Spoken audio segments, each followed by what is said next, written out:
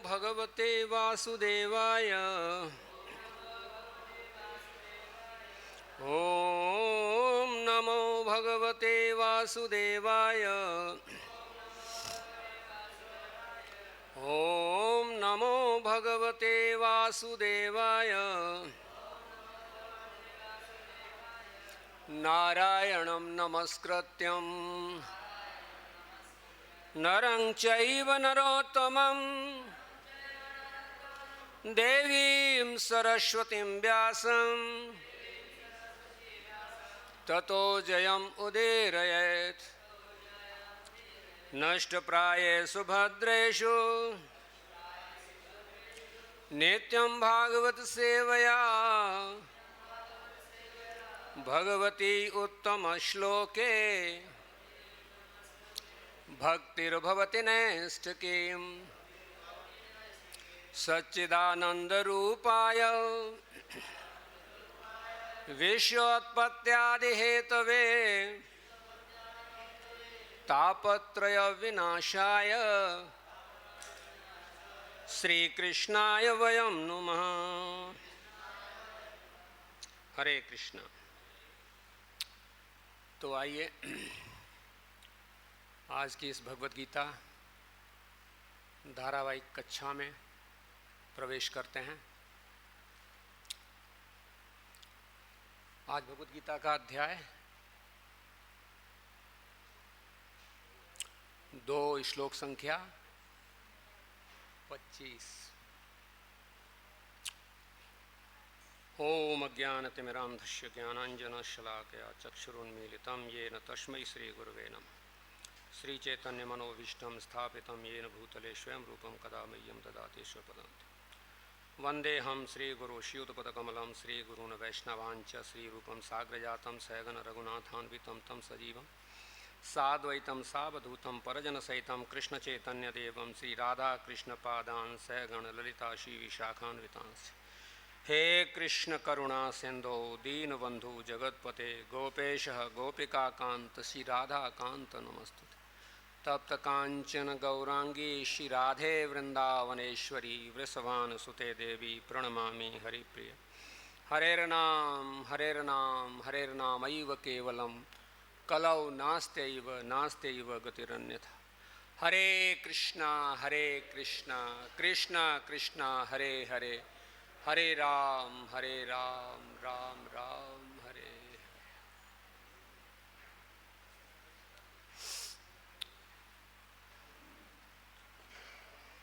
तो आइए हम पाठ कर लेते हैं। दर्पण पर तो वो आया नहीं।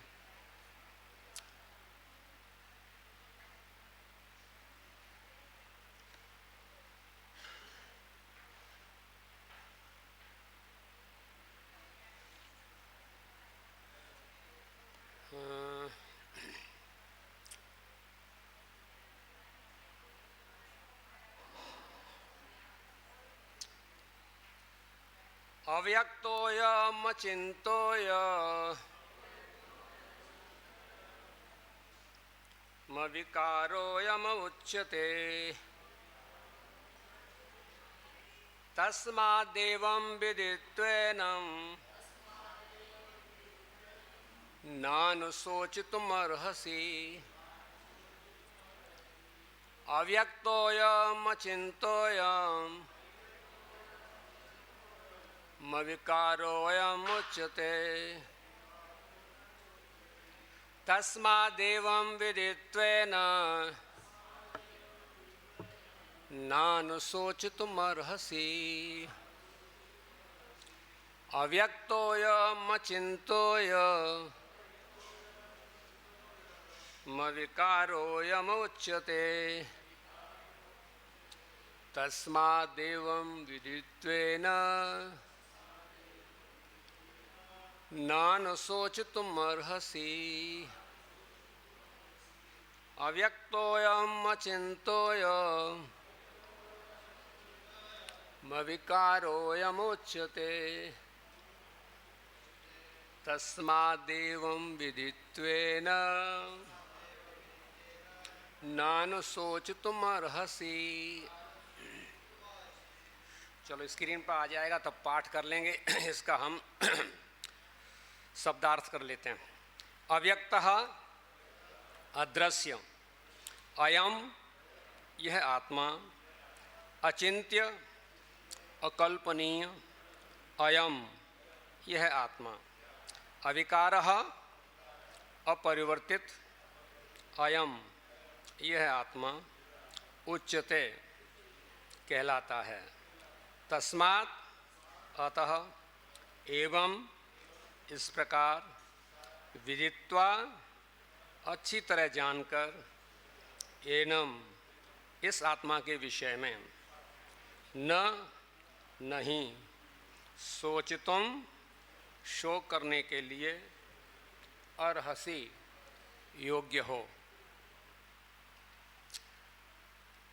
अनुवाद शिला प्रभुपाद के द्वारा, तात्पर्य शिला प्रभुपाद के द्वारा। यह आत्मा अव्यक्त, अकल्पनीय तथा अपरिवर्तनीय है कहा जाता है। यह जानकर तुम्हें शरीर के लिए शोक नहीं करना चाहिए। यह आत्मा अव्यक्त, अकल्पनीय तथा अपरिवर्तनीय कहा जाता है। यह जानकर तुम्हें शरीर के लिए शोक नहीं करना चाहिए। तात्पर्य शिला प्रभुपाद जी के द्वारा। जैसा कि पहले कहा जा चुका है, आत्मा इतना सूक्ष्म है कि इसे सर्वाधिक शक्तिशाली सूक्ष्मदर्शी यंत्र से भी नहीं देखा जा सकता। अतः यह अदृश्य है। जहाँ तक आत्मा के अस्तित्व का संबंध है, श्रुति के प्रमाण के अतिरिक्त अन्य किसी प्रयोग द्वारा इसके अस्तित्व को सिद्ध नहीं किया जा सकता। हमें इस सत्य को स्वीकार करना पड़ता है, क्योंकि अनुभव गम्य सत्य होते हुए भी आत्मा के अस्तित्व को समझने के लिए कोई अन्य साधन नहीं है। हमें अनेक बातें केवल उच्च प्रमाणों के आधार पर माननी पड़ती हैं। कोई भी अपनी माता के आधार पर अपने पिता के अस्तित्व को अस्वीकार नहीं कर सकता। पिता के स्वरूप को जानने का साधन या एकमात्र प्रमाण माता है। इसी प्रकार वेदाध्ययन के अतिरिक्त आत्मा को समझने का अन्य कोई उपाय नहीं है। दूसरे शब्दों में, आत्मा मानवीय व्यावहारिक ज्ञान द्वारा अकल्पनीय है। आत्मा चेतना है और चेतन है। वेदों के इस कथन को हमें स्वीकार करना होगा। आत्मा में शरीर जैसे परिवर्तन नहीं होते हैं।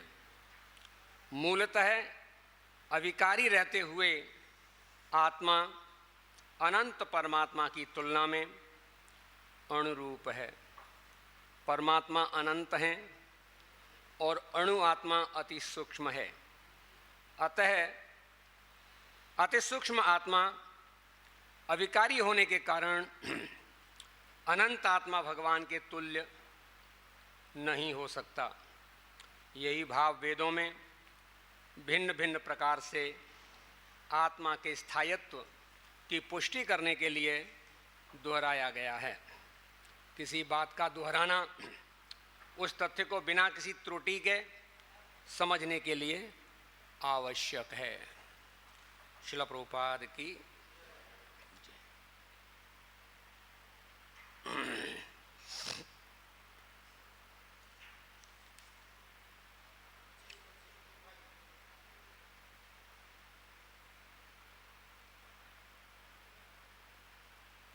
अव्यक्तोऽयम् अचिन्त्योऽयम् विकारोऽयमुच्यते तस्मादेवं विदित्वेन नानुशोचितुमर्हसि। पढ़िए।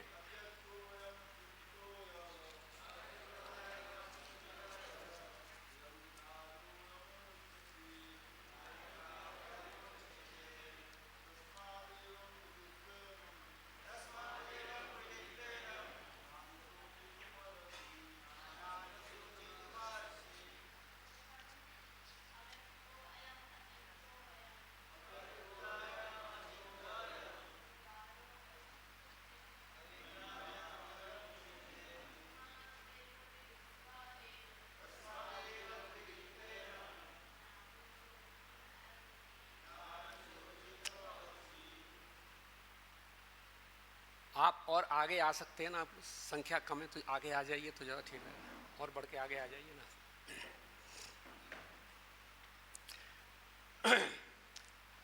अव्यक्तो अयम अचिंतो अयम अविकारो अयम उच्यते तस्मात् एवं विदित्वेनम नान सोचितुम अर्हसि।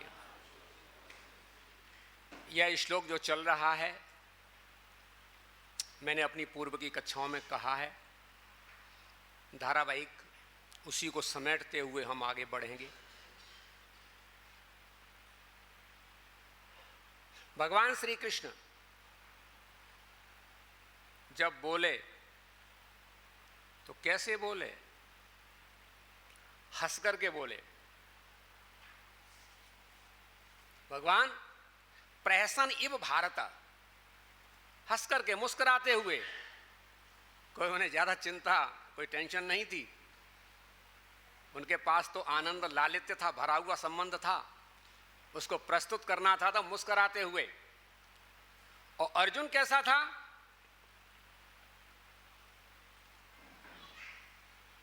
शोक संविघ्न मानसा, आंखों में आंसू, शरीर कंपायमान, रोमांच, बैठने में समर्थ नहीं, रथ के ऊपर ही बैठ गया।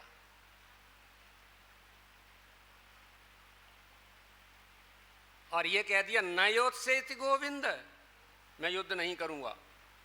उक्त्वा तूष्णीम भभूमः, और कह करके चुप हो गया।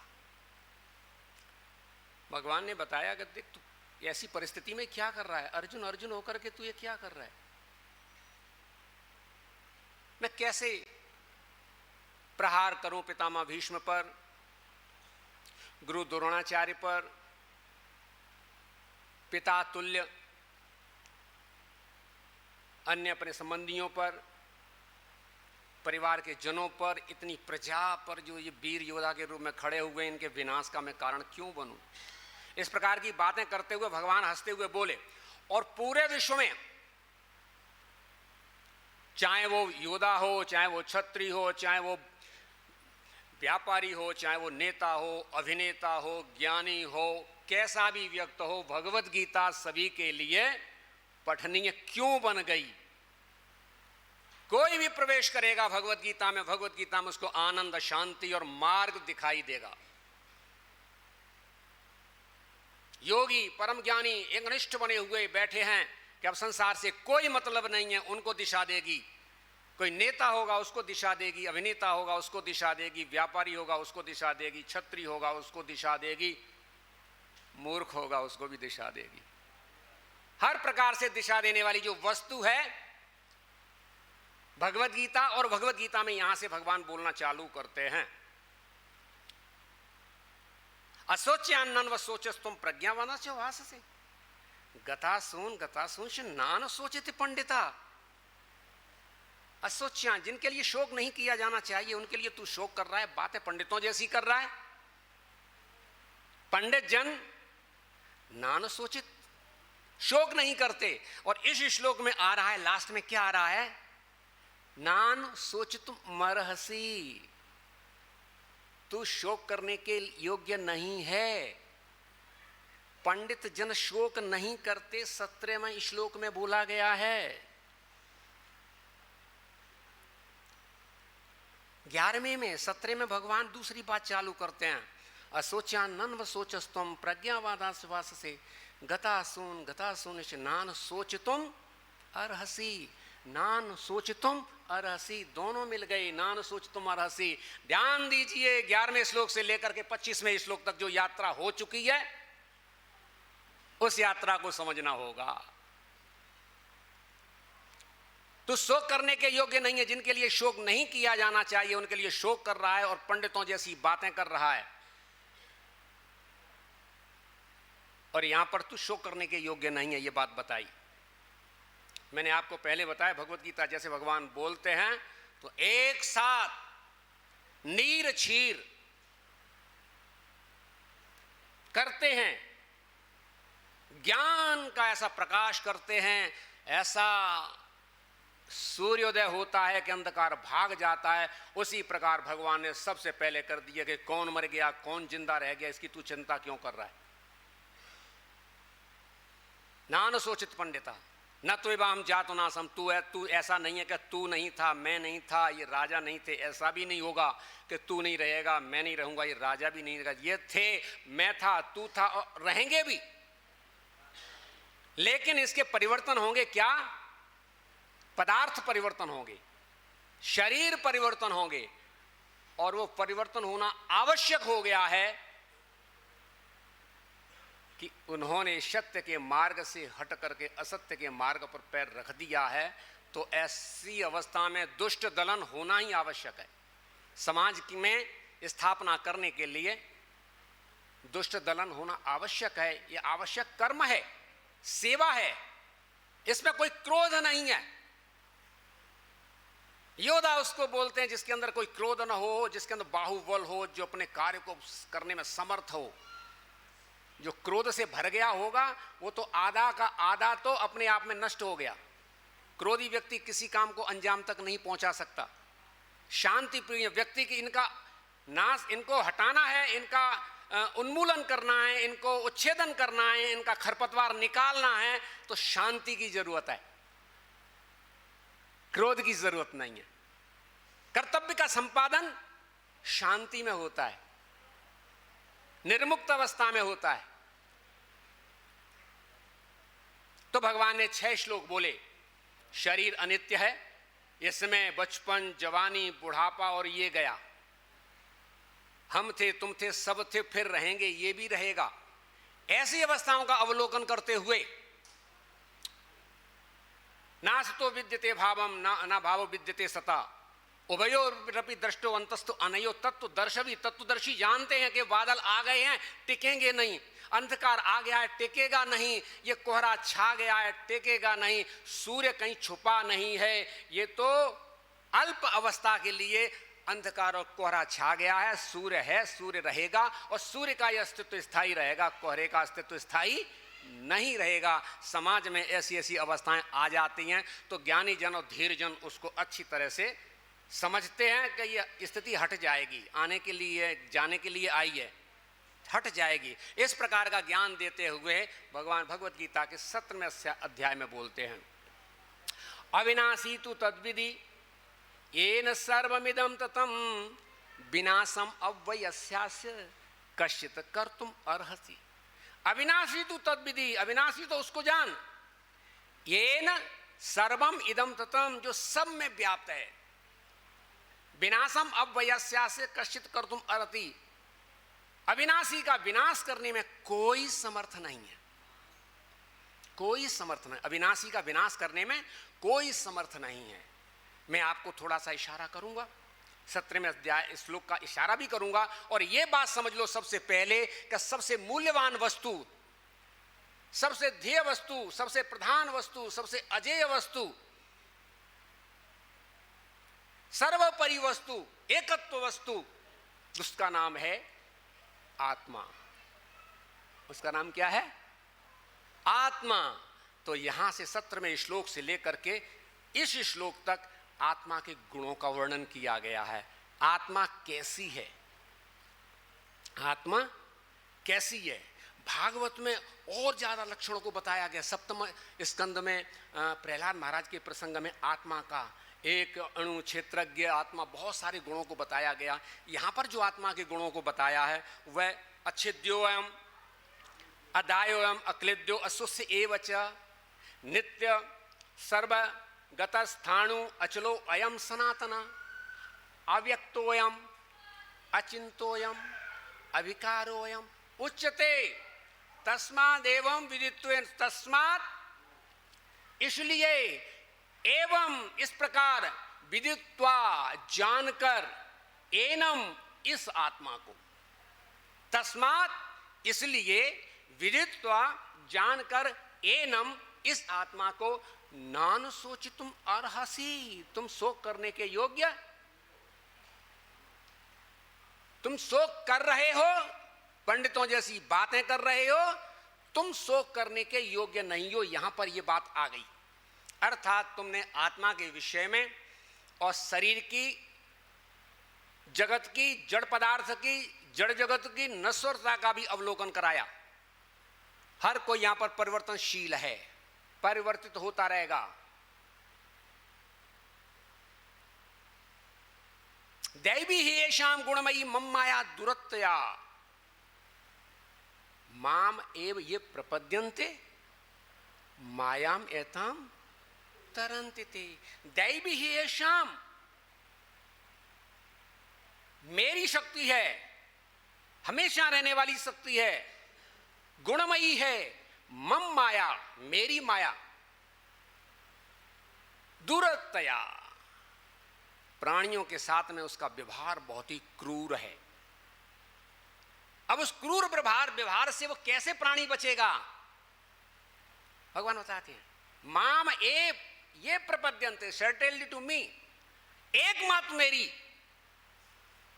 प्रपद्यन्ते शरण हो जाता है, मायाम एताम तरन्ति, मायाम एताम तरन्ति। ध्यान दीजिए, ये जो बिंदु मैं आपको दे रहा हूं, ये आत्म बिंदु है।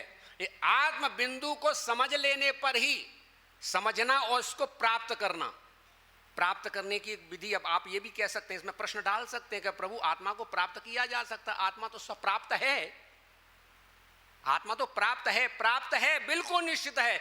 यह प्राप्त है, इसी को प्राप्त करना है, क्योंकि आप इससे हट चुके हो, भूल चुके हो। प्रकाश आपके पीछे है, आपने मुंह इधर किया हुआ है, आपके आंख के सामने तो अंधकार है, प्रकाश कहां है? बल्ब पीछे जल रहा है, वो बल्ब सभी को प्रकाश दे रहा है, लेकिन तुम्हारे सामने अंधेरा फैला रहा है। क्यों फैला रहा है? कि तुम ही उसके अवरोधक बनकर के सामने खड़े हो गए, उसकी तरफ पीठ पीछे करके। बात समझ में आई?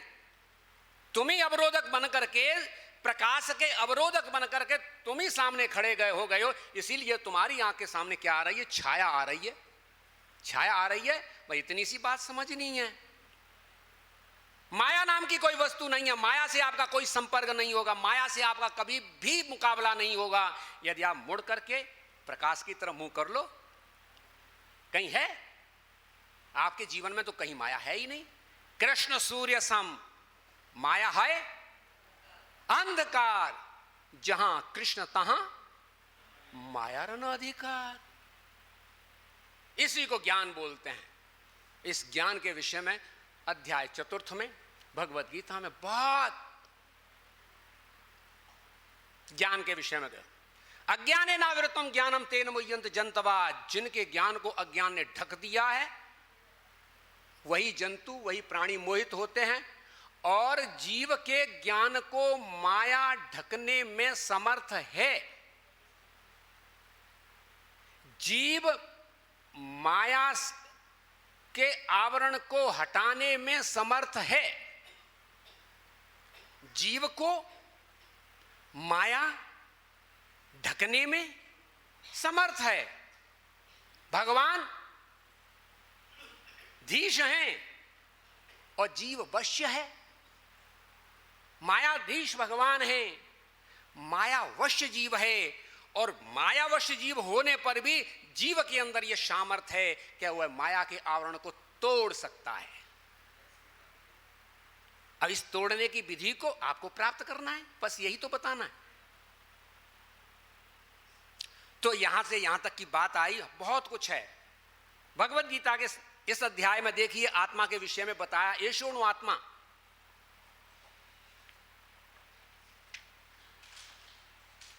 आत्मा क्या वस्तु है? आत्मा के विषय में बताया शास्त्र में, बालाग्रे सतभागस्य सतधा कल्पितस्य च भागो जीव विज्ञेय साचान्त्याय कल्पते।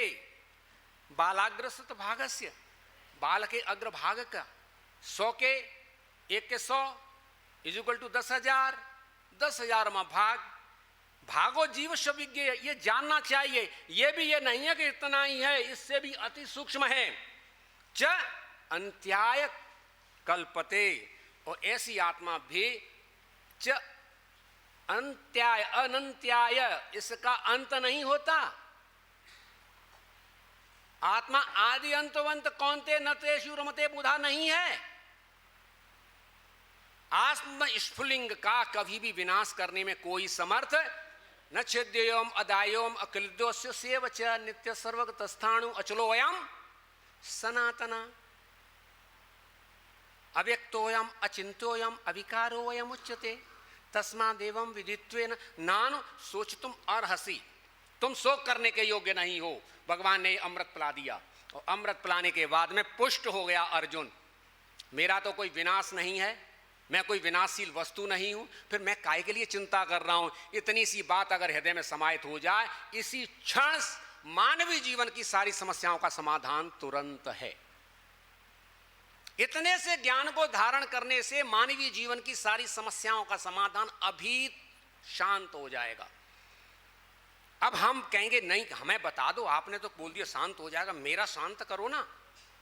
मैं बैठा हूं आपके सामने, मैं तो अशांत बैठा हूं, बड़ा परेशान हूं, बड़ा परेशान हूं, बड़ा परेशान हूं। अब मैं क्या करूं, बड़ा परेशान हूं। बड़ा परेशान होने का कारण अन्य कोई नहीं है, आप स्वयं बड़े परेशान होने के स्वयं कारण हो। और तुम्हारे उस कारण का जिससे तुम परेशान हो रहे हो उसका नाम अविद्या है, अज्ञान है। तुम अज्ञान से निकल करके आओ, ऊपर आओ। तुम तो परेशान हो ही नहीं। जब तक तुम अविद्या में फंसे हुए, अज्ञान में फंसे हुए, इग्नोरेंस में फंसे हुए, अंधकार में फंसे हुए हो, आप तड़पते रहोगे। ज्ञान के प्रकाश में आने के पर आप बिल्कुल आनंद से भरे हुए हैं।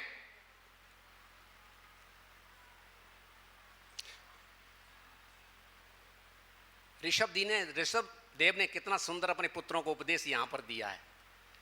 नायम देहो देह भाजाम न लोके कष्टान कामान न रहते बिडभुजाम ये तपो दिव्यम पुत्र कायेन सत्वम स्वग्धेत यस्मात् ब्रह्म सौख्यम अनंतम। कौन से सुख को प्राप्त करो? एंडलेस, जिसका कोई अंत नहीं है, ऐसे सुख को प्राप्त करो और आप प्राप्त करो। ऐसे सुख को प्राप्त करो। क्या मत प्राप्त करो? तो शूकर कुकरों की तरह है ना, ये पदार्थों में, ये शब्द स्पर्श रूप रस गंध के दलदल में, गंदगी में फंसे हुए, इसमें से निकल करके आओ। कुछ गलतियां तुमसे पूर्व जन्म में हो चुकी हैं, इसके कारण तुम बद्ध हो चुके हो, अन्यथा तो तुम स्वतंत्र थे। ये उपदेश दिया। और यही उपदेश बड़े पुत्र महाराज भरत पूरी तरह से समझ पाए। 9 नवयोगेश्वर हो गए। जड़ भरत जी ने राज्य भी संभाला।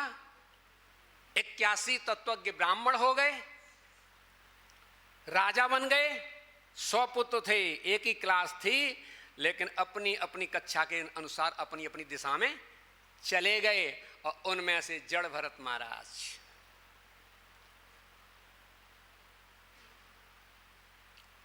जड़ भरत महाराज का संपर्क रहुगण से हुआ।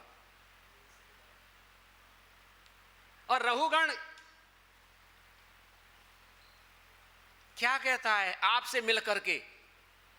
रहुगण ने क्या बोल दिया? और फिर भरत महाराज क्या बोले कि तेरी गलत भ्रांति है, जिसको तू संसार में ये कुछ समझ रहा है, ये भ्रांतियां गलत हैं। और इस भ्रांति से बाद में भरत महाराज बोलते हैं सीधे के सीधे आत्मा पर, क्षेत्रज्ञ आत्मा पुरुषः पुराण साक्षात स्वयं ज्योतिरज परेशान नारायणो भगवान वासुदेव स्वमाया आत्मन्यवधीय माना। क्षेत्रज्ञ आत्मा पुरुषः पुराण साक्षात स्वयं ज्योतिरज परेशान। ये आत्मा की क्वालिटी बताई। अच्छेद्यम अदायम अक्लोद्योस एवच के अंतर्गत जो कुछ बोला गया, क्षेत्रज्ञ आत्मा पुरुष पुराणा साक्षात स्वयं ज्योतिरज परेशान नारायणो भगवान वासुदेवा स्वमाया आत्मन्यवधीय माना। जब जीव अविद्या से आवृत होता है तब इस बात को भूल जाता है। हे रहुगण, कितना भी प्रयत्न कर लो, अभी तो तुम कुछ बन ही नहीं पाए। भगवान कपिल से उपदेश देने के लिए जा रहे हो, मनुष्यों को पशु की तरह जोत करके पालकी में बैठ के जा रहे हो। अहंकार राजा का लेकर के जा रहे हो, आत्मकल्याण की जिज्ञासा करने जा रहे हो, आत्मकल्याण की जिज्ञासा करने जा रहे हो। क्या तुम्हें इतनी भी बुद्धि नहीं अब तक आई है ना कि आत्मा सभी में समान रूप से व्याप्त है। आत्मा खंड खंड सी दिखाई दे सकती है, लेकिन आत्मा तो अखंड है। उस समय तुम्हें यह दिखाई नहीं दिया कि ये पालकी में जुते हुए पशु की तरह हैं, ये हमारा ही अंश हैं। ये कहारों में राजा कहां से हो गया? सर्वोपाद विनिर्मुक्ता तत्परेत्वं निर्मलम ऋषिकेश सेवनम भक्ति उत्तमा। आप उपाधि में फंसे पड़े हो, आत्म तत्व की जिज्ञासा करने जा रहे हो। क्या तुम्हारी जहां तक क्षमता थी उस कैपेसिटी का आपने अनुकूल प्रयोग किया? नहीं किया।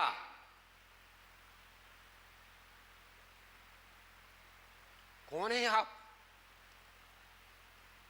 नीचे उतर गया, दंडवत प्रणाम किया और थरथराते हुए रहुगण, ना हम विशंके सुरराज वज्रा न त्र्यक्ष शूला न यमस्य दंडा नान्यग्र सोमा लिलवित्त पास्त्रा शंके भ्रसम ब्रह्म कुलावमाना।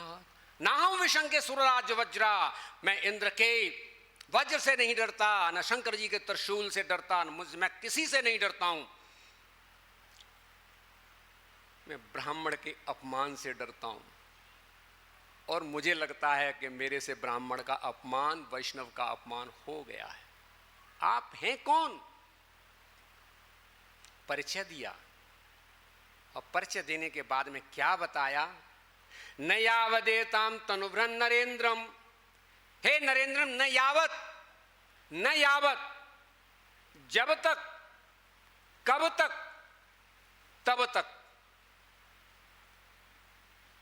नरेंद्र, जब तक, कब तक, तब तक। न यावदेताम तनुभ्रन नरेंद्रम, हे नरेंद्र, तब तक तुम्हें यह वस्तु प्राप्त नहीं होगी। विधूय मायाम वयोनोदयेन विमुक्त संगो जित पत्नो वेदात्म तत्वम भ्रमति तावत। विमुक्त संगो, जब तक संसार से पूर्ण रूप से डिटैच हो जाओगे, आसक्ति रहित हो जाओगे, और पूरी के पूरी सही तरीके से जब संसार से निरासक्त हो जाओगे, हम वही हैं जो सभी हैं, हम कोई अलग नहीं हैं, तो सब में उस ईश्वर का, उस परमात्मा का, उस अपने ही अंश का दर्शन होना चालू हो जाएगा। विमुक्त संगो जित षष्ठ पत्नो, और 6 प्रकार के शस्त्रों को जो जीत चुके हैं, काम, क्रोध, लोभ, मोह, मान, मद, मत्सर। वाचो वेगा मनस्क्रोध वेगम जिभ्या वेगम उदरोपस्थ वेगम एतान वेगान यो विषयेत धीरा सर्वाम पीमाम पृथ्वीम च शिष्यात्। सारे पृथ्वी को वो शिष्य बनाने के योग्य हैं, वो गुरु हैं। कौन है? वाचो वेगा, वाणी फड़फड़ाती है बोलने के लिए। मन अनंत विचार करता है कि राष्ट्रपति क्या है, मैं होता ना एक देश को सुधार देता, मैं ये कर देता, मैं वो कर देता। जिव्या वेगम, वाचो वेगा मनस्क्रोध वेगम, ऐसी आग जलती है कि मेरा बस चले तो मैं ये कर दूं। तेरा बस चलेगा ही काहे को, कि तू तो ये कर देगा, ये तो थोड़ी करवाना जो तेरा बस चलवा देंगे। तेरा बस इसलिए थोड़ी चलवा देगा, तू ये कर देगा और ये कर देगा, ये करवाना थोड़ा ही है मुझे जो तेरा बस चलवा देंगे। इसलिए मेरा बस चले, यहीं तड़फते रह जाओ, यहीं तड़फते रहो, आगे बढ़ ही नहीं पाओगे। सारी लीला बिल्कुल स्मूथली संसार में अभी हो रही है, और विसंगतियां जितनी दिखाई दे रही हैं, ढूंढो उसके उन विसंगतियों का कारण आप स्वयं, हम आप और स्वयं पाए जाएंगे। भगवान की लीला में कोई विसंगति नहीं चल रही, सब सही चल रहा है। आप कहेंगे ये उन सब के समाधान है, पता है सबका। न यावदेताम तनुभ्रन नरेंद्रम विधूय मायाम वयोनोदयेन विमुक्त संगो जितशस्त्र पत्नो वेद आत्म तत्वम भ्रमति तावत। तब तक तुम घूमते रहोगे जब तक तुम आत्म तत्व को नहीं जान लोगे। कब तक घूमोगे? जब तक तब तक घूमोगे जब तक तुम आत्म तत्व को नहीं जानोगे। वही आत्म तत्व यहां पर भगवान प्रस्तुत कर रहे हैं। आत्म तत्व प्रस्तुत किया, मुख्य तत्व प्रस्तुत किया, उसका रियलाइजेशन जिस समय आप कर लोगे, आप उसका समझ, हाँ बिल्कुल सही बात है, मैं उसका दर्शन कर लोगे, उसका दर्शन कर लोगे, तब आप कहलाए जाओगे आत्म साक्षात्कार। क्या कहलाया जाएगा? आत्म। आपने उस व्यक्ति को देखा? हाँ देखा। कब देखा? हाँ मैंने देखा, मैंने साक्षात देखा। मैंने कैसे देखा? साक्षात देखा तो साक्षात्कार हुआ ना। तो आत्मा मिली नहीं है, साक्षात्कार ही हुआ है। बहुत दूर पड़े हो अभी तुम। आत्म साक्षात्कार का मतलब कल्याण नहीं है। आत्मा को आपने कुछ देखा है और देख लिया है, समझ लिया है, तो फिर वो वस्तु अच्छी है तो वहीं चले ना। फिर हम जो वस्तु है मेरे लायक है वहीं जाएंगे। हमारा साक्षात्कार हो गया किसके साथ में? आत्मा के साथ में। तो क्या कहलाया? आत्म साक्षात्कार। और आत्म साक्षात्कार जब अपनी पूर्ण अवस्था को हो जाता है तब उस अवस्था का नाम है आत्मस्थम। आत्मा स्तंभ, आत्मा में स्थित हो गया। अभी तो आत्मा के ही विषय में नहीं जानते। आत्मा, प्रत्येक आत्मा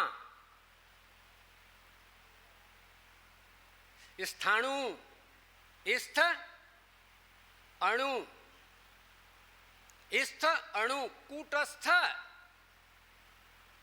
कूटस्थ, इसमें कोई विकार नहीं हो सकता। वहां पहुंच गए, सारे विकार बाह्य हैं, अपनी अवस्था में। उसका नाम है क्या? कूटस्थ।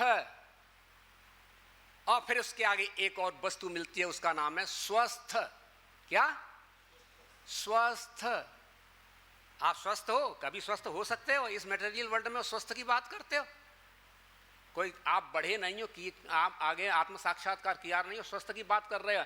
आप स्वस्थ हो? हाँ ठीक है, मेरा बात पित्त कब बढ़िया चल रहा है ना, मेरा खून का दौड़ा बहुत बढ़िया चल रहा है ना, मैं दौड़ बढ़िया लेता हूँ, मैं स्वस्थ हूँ। अरे कहाँ है कि स्वस्थ हो? ऐसी स्थिति को प्राप्त करके भी स्वस्थ नहीं हो पाए। जो शरीर तुम्हारा जवान है, सब कुछ बढ़िया चल रहा है, आराम से सब कुछ कर रहे थे, तब तुम्हें प्राप्त होना चाहिए था, तब तुम्हें स्वस्थ हो जाना चाहिए था। स्वस्थ का अर्थ ही गलत लगा दिया।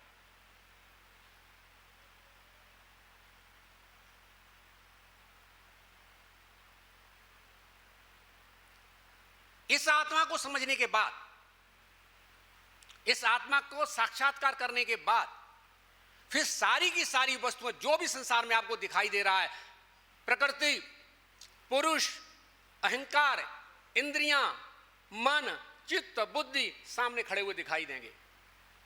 सामने खड़े हुए दिखाई देंगे। उनको ऐसे इशारा करने पर वो नाचेंगे। लेकिन अभी वो हमें नचा रहे हैं, क्योंकि हमें आत्म साक्षात्कार नहीं है। अब बात करते हैं थोड़ी सी कि हम इस वस्तु को कैसे प्राप्त करें। जो प्राप्त है, हम उससे दूर हो गए हैं, हम उसको कैसे प्राप्त करें? कैसे प्राप्त करें? ध्यान दीजिए, संकेत ही दिए जा सकते हैं। आपने सोना देखा? सोना, सोना, सोना देखा। जो आपके हाथ में सोना है, आपके गले में सोना है, आपके कानों में सोना है, इतना विचार तो कर लो, इस सोने पर आप आसक्त हैं। अब की बार ऐसी अंगूठी नहीं, हम ऐसी बनवाएंगे, ऐसे बाले नहीं, हम ऐसे बाले बनवाएंगे। इतनी आसक्ति है कि मेरे जीवन का स्वप्न है एक बार तो मेरे गले में पूरा हार गिर जाए। ऐसी आसक्ति लेकर के बैठने वालों, तुम आसक्त तो हो चुके हो। कृपया ये विचार करो कि सोना सोना बनकर के तुम्हारे गले तक आने तक उसने कितनी मार खाई है। हर बार उस चमकता हुआ आया है, तब तुम्हारे गले तक आया, तुम उसके लिए लालायित हो गए हो। क्या मार खाने के लिए, चमकने के लिए, क्या जलने के लिए आप तैयार हुए हो? वो सोना खान में एक जगह रखा नहीं है, पत्थरों के साथ मिला हुआ है। उसकी युक्ति को जानने वाला जानता है कि इसमें सोने के कण हैं और पत्थर के बीच में पड़ा हुआ है। उसको लेकर के अग्नि में जलाता है, जला करके सोना पानी बन जाता है और पदार्थ, अस्म, पत्थर उससे विलग हो जाता है। फिर वहां आकर के उसके प्रोसेस बनते हैं बहुत सारी तरीके के साथ बन करके, और फिर वो आभूषण चमकता है। जब सामने सोना, स्वर्णमयी पीतांबरी देखते हैं तो लालायित होते हैं। तो ध्यान दीजिए, खान से लेकर के सोना, दूध के साथ में आपने घी देखा है? दूध से यात्रा चालू हुई और यात्रा दूध से चालू नहीं हुई है मेरे मित्र। यात्रा तो चालू हुई है गाय के बच्चे से, बछिया से चालू हुई है। वो पालन पोषण किया गया है, फिर वो बछिया आगे जा करके माँ बनी है, माँ बन करके दूध दिया है, दूध दे करके वह दूध प्रोसेस हो करके घी तक आया है। और न जाने कितने कितने कष्ट को उठाया है उसको संस्कृत करने वाला व्यक्ति ने, उसको प्रोसेस करने वाले व्यक्ति ने, उसको युक्ति से ढालने वाले व्यक्ति ने, और वह दूध आपके सामने घी के रूप में प्रस्तुत हुआ। किसके रूप में? घी के रूप में प्रस्तुत हुआ। अग्नि जल रही हो, आप उस पर अचानक दूध डाल दो ज्यादा मात्रा में तो अग्नि बुझ जाएगी, और घी डालोगे तो भड़क जाएगी। और दूध से ही घी आया है, लेकिन अपने गुणों के साथ में अलग अपनी स्थिति को रखता है। इसी प्रकार नारद जी ने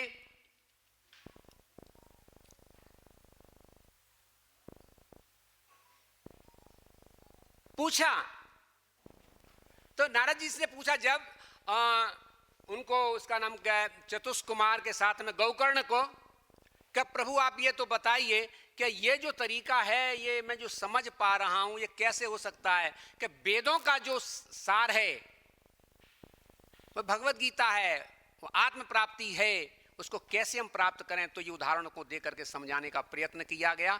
उसी आत्मा को प्राप्त करने के लिए हमें बहुत प्रयत्न करना होगा। अब हम थोड़े सीधे प्रयत्न बता दूं। ये तो आपने उदाहरण दे करके बताया कि दूध से घी, और ईख से, इक्षुदंड से, गन्ने से शक्कर, खान से सोना, इसी शरीर से आत्मा की प्राप्ति करनी है। इसी शरीर से आत्मा की प्राप्ति करती है।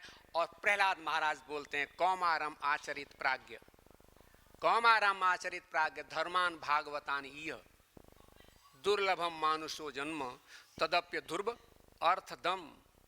मानव जन्म बहुत दुर्लभ है, लेकिन इसके अर्थ को प्राप्त करना तो बहुत ही दुर्लभ है। मानव जन्म बहुत दुर्लभ है। 84 लाख योनि में भटकते हुए कब जीव आकर के मानव योनि में आता है, और मानव योनि में आकर के उसके अर्थ को प्राप्त नहीं कर पाता। उसके अर्थ को प्राप्त नहीं करने के कारण वह पुनश्च भवसागर में, संस्कृति में, पुनरपि जननम और मरणम के चक्कर में चला जाता है। और यहाँ आकर के क्या करता है? थोड़ी सी खुजलाहट के चक्कर में अपने लक्ष्य से दूर हट जाता है।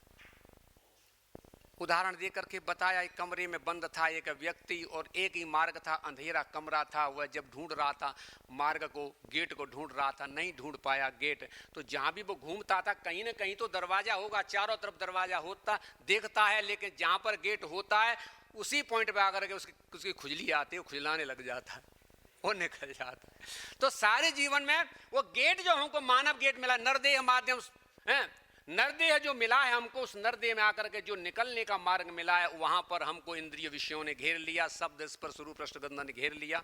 अब हमारी दुर्गति होती है। अर्थदम प्राप्त करना था, उसके अर्थ को प्राप्त करना था, और अर्थ को प्राप्त करने का अर्थ सीधा करो ना। जन्म मृत्यु के चक्र से हमें छूटना था, और जन्म मृत्यु के चक्र से छूटने के लिए हमें क्या करना था? हमें आत्मा को प्राप्त करना था। हमें क्या करना था? आत्मा को प्राप्त करने के लिए हमें क्या करना था? हमें सबसे पहले विषयों से हटना था। विषयों से विमुख होकर के हम मन की तरफ आते, मन को हम विमुख करते विषयों से, और हम बुद्धि की तरफ आते। बुद्धि को भी हमें किसमें लगाना था? चित्त में लगाना था, अहंकार को उसमें समाहित करना था। तब हम आके सीधा का सीधा आत्मा का दर्शन कहते हैं। तब उसे बोला गया चित्तात्मा। तब क्या था? चित्तात्मा। जब बुद्धि देख रही है आत्मा को तो बुद्धि योग, बुद्धि देख रही है तो बुद्धि योग को देखते हुए वह सुख प्राप्त होता है, जो भगवत गीता के दूसरे अध्याय के अंतिम श्लोक में मिलता है। एसाम ब्राह्मी स्थिति पार्थ नैनाम प्राप्य विमुह्यति स्थित्वा श्याम अंतकाले अपि ब्रह्म निर्माण रक्षति। एसाम ब्राह्मी स्थिति पार्थ, हे पार्थ, ऐसी स्थिति को प्राप्त करते हैं। वो स्थिति कौन सी? ब्राह्मी स्थिति है। अनंत सुख का लाभ उठाते हैं। तो मेरे मित्रों, निश्चित मानिए, हम चल तो दिए हैं, लेकिन मैं आपको बता रहा हूं कि जितना सुख, देखिए अभी आपका भागवतम क्लास में कितना वर्णन किया गया है, बहुत ही गहराई से खोल करके वर्णन किया गया है। एक एक शब्द को आप बोलोगे अरे क्या बोल रहे हो, वहां पर भागवत में निष्पक्ष होकर के उन शब्दों का प्रयोग किया गया है। और ध्यान दीजिए, इसलिए किया गया है कि इस दलदल से निकलो। रक्त, अनंत, रस, रक्त, मांस, मेद, मज्जा, अस्थि, ऐसे एक भांड में भरे हुए, उसमें एक कोई कीड़ा बिजबिजा रहा है। वो नरक में पड़ा हुआ कीड़ा उसमें बिजबिजा रहा है। मलमूत्र में पड़ा हुआ कोई कीड़ा बिजबिजा रहा है। उसकी स्थिति क्या है? अगर तुम ऐसे भांड से प्रेम करते हो तो उस कीड़े में और हमारे में अंतर क्या है? पुरुष की तरफ आकर्षित होना, स्त्री की तरफ आकर्षित होना, वह गंदगी के भरे हुए भांड की तरफ आकर्षित होना है, क्योंकि उसका आवरण चमकीला बना दिया है, पैकिंग बढ़ दिया है, लेकिन नर्क भरा पड़ा है। और इसको खाली बलपूर्वक नहीं, कोई व्यक्ति मैं ऐसा नहीं करता हूं, मैंने ये नहीं किया, वो नहीं किया, फेल हो जाओगे। मैंने आज तक ये नहीं किया, वो नहीं किया, मैंने आज तक कभी इसका दर्शन नहीं किया, मैंने आज तक उसका मुंह नहीं दिखा है। मित्र, एक बात समझ लो, इतनी मत कहो कि आज तक मैंने दर्शन नहीं किया। एक झटके में मुंह भी देखोगे और मुंह के साथ में चाटोगे भी। कोई बल नहीं है तुम्हारा, बल है प्रभु की कृपा और ज्ञान दृष्टि। करूंगा मैं क्या, क्यों करूं, मैं क्यों करूं? समय को, शरीर को, चेतना को, मस्तिष्क को, आनंद को, सबका सब डाल दो, सब बहा दो। हमारे पास बहुत सारी प्रॉपर्टी है कि नाले में डाल दो। क्यों डाल दूं नाले में? मेरी प्रॉपर्टी मेरे साथ में, मेरी प्रॉपर्टी मेरे प्रभु के लिए, मैं उसको संपन्न करूंगा, दूंगा। तो मित्र, ज्ञान दृष्टि होनी चाहिए। और जिस समय, जब तक आपकी ज्ञान दृष्टि से पूरा आपका होमवर्क इस पर नहीं होगा, आप कितने भी प्रयत्न कर लो, अंत तो गत्वा, जब तक साधन, जब का मतलब दूसरा मत लेना, जो भौतिक बात कर रहा हूं मैं, है ना, कितने भी तपस्याओं साधन कर लोगे, फेल हो जाओगे। जब ज्ञान दृष्टि आपके अंदर आ गई है, भगवान का समर्थन उसमें मिल गया है, अरे उसके बाद में क्या, जहां भी विचरोगे वही देखो अवधूत की स्थितियों का वर्णन किया जाता है। वो पड़े हुए मस्त आनंद ले रहे हैं। तो कहने का अभिप्राय, बहुत कुछ यात्रा यहाँ पर है। इस यात्रा को इस तरह से संपन्न हम नहीं कर पाएंगे। इसके लिए विधिवत तरीके से समझना होगा, विधिवत तरीके के साथ समझना होगा। तो मित्र, आइए हम अपनी कक्षा को, क्लास को यहाँ पर संपूर्ण विराम देते हैं। और हरे कृष्णा कृष्णा कृष्णा हरे हरे, हरे राम राम राम हरे हरे, हरे कृष्णा कृष्णा कृष्णा हरे हरे, हरे राम राम राम हरे, हरि बोल हरि बोल हरि बोल। आपका कोई प्रश्न है आप लिख करके दीजिए। अभी तो पूरा समय हो गया, 1 मिनट भी नहीं लूँगा। और आप अपनी जिज्ञासाएं जो भी कुछ रखें, दास शिला प्रभुपाद की दृष्टिकोण से और पुस्तक शास्त्र के अनुसार जो उत्तर देने में समर्थ होगा, लेकिन प्रश्न भी क्लियर होना चाहिए, उसका समाधान भी क्लियर होना चाहिए। हरे कृष्ण।